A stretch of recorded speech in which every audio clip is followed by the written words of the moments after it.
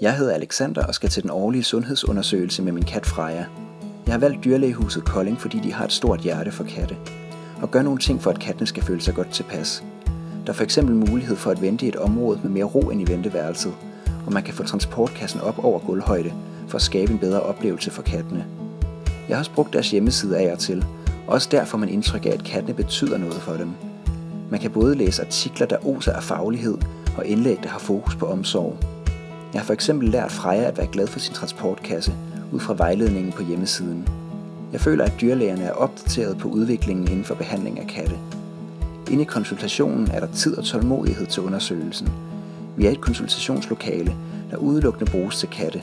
Har en diffuser med beroligende dufthormon i stikkontakten. Der er en hylde, min kat kan søge op på, og der er fri for lugten af hunde og andre dyr. Ved undersøgelsen af Freja viser det sig, at der er mistanke om en bestemt tandsygdom, katte kan lide af. Det skal undersøges nærmere i narkose. Jeg føler, at jeg får en grundig information om sygdommen og forholdene under indlæggelsen, og jeg får et prisoverslag. Jeg får blandt andet at vide, at katte er indlagt i deres egen afdeling i hospitalet, og de er under observation. Der er tid til at tage min bekymring for narkosen alvorligt. Jeg får forklaret, hvordan Freja vil være monitoreret, ligge med varmepuder og drop og være under opsyn, indtil hun er helt vågen. Jeg bliver tryg ved at skulle aflevere Freja på dyrlægehuset til yderligere undersøgelse og behandling dagen efter.